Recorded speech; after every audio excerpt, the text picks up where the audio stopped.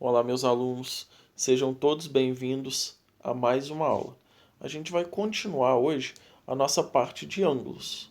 A gente viu o que é o ângulo, vimos elementos do ângulo, agora a gente vai ver mais alguns tipos de ângulo, especificamente nas figuras, nos polígonos. Vou começar com um conceito aqui de ângulo interno. São ângulos que estão na parte de dentro dos polígonos. Coloquei para vocês aí vários polígonos. Então, sempre que a gente fala em ângulo interno, a gente vai pegar os lados do polígono se encontram em um vértice. Então, o encontro desses lados aí vai formar o nosso ângulo. O ângulo interno sempre vai ser o que está na região delimitada pelos lados da figura. Essa aqui é a região interna da primeira figura. Região interna da segunda figura, região interna da terceira figura. Notem que o número de ângulos é exatamente igual ao número de lados. Então, nessa primeira figura, que a gente tem um hexágono, como ele tem 6 lados, ele tem que ter 6 ângulos também. Esses ângulos internos, eles podem variar de acordo com a figura. Então, não necessariamente as medidas vão ser constantes. No segundo caso aí, a gente tem um triângulo. Eu coloquei os vértices A1, A2 e A3 e os ângulos α1, α2 e α3. Como a gente não sabe a classificação desse triângulo, nem quanto aos lados, nem quanto aos ângulos, esses três ângulos internos são genéricos. Mais para frente a gente vai ver como que a gente classifica esses ângulos conhecendo a classificação do triângulo. Mas por enquanto a gente está só na parte de identificação. Agora a gente tem os ângulos externos. O ângulo externo ele não é formado por lados do polígono, ao contrário dos ângulos internos. O ângulo externo ele é formado por um lado e o prolongamento do outro lado. Coloquei exemplos aí para vocês de polígonos também. Aqui a gente tem um caso claro disso. O polígono em questão aqui é novamente um hexágono.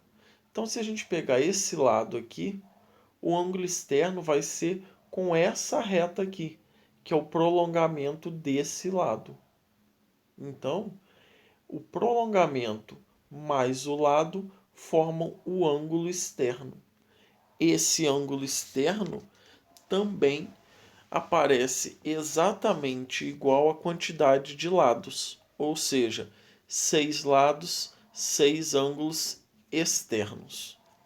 Uma coisa muito interessante, apesar da gente não saber nada sobre os ângulos externos, em qualquer polígono, a soma dos ângulos externos sempre vai valer 360 graus. Então isso é uma coisa que vocês têm que lembrar também. Independente do número de lados do polígono ou da abertura entre eles. Em qualquer polígono, a soma dos ângulos externos, ou seja, se a gente somar cada ângulo, vai valer 360 graus. Em resumo, então, coloquei dois exemplos com polígonos com ângulos externos e internos juntos. No primeiro, nesse polígono vermelho, os ângulos internos são esses vermelhos aí mais clarinho. E os ângulos externos são esses roxos.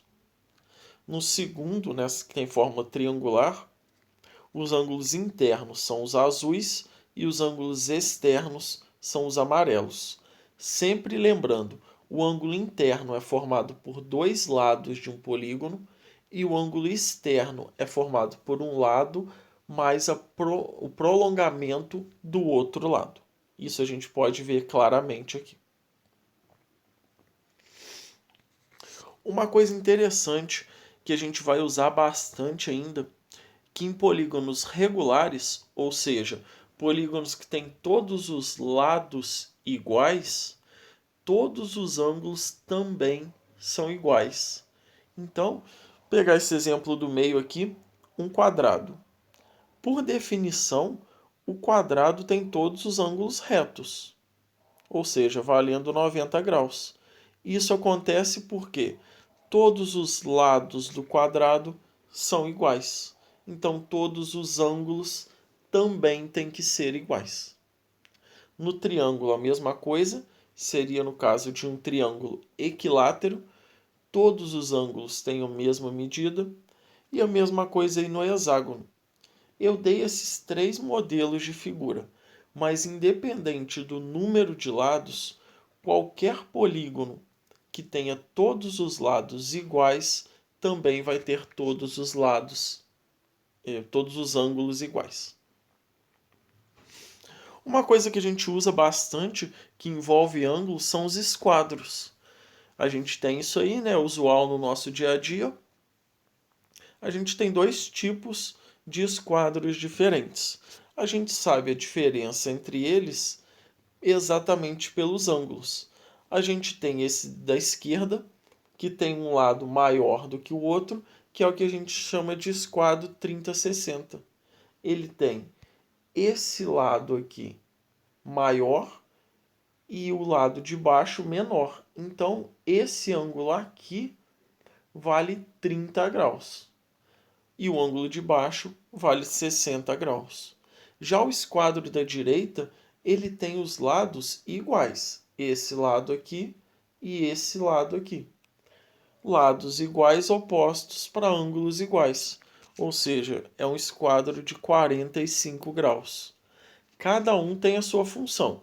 O de 30 e 60 serve para uma coisa, o de 45 serve para outra. Mas é uma forma da gente usar os ângulos no nosso dia a dia. Sobre ângulos, então, por enquanto é isso que a gente vai ver. Qualquer dúvida, vocês entrem em contato comigo pelo WhatsApp para a gente esclarecer. No mais, bons estudos a todos.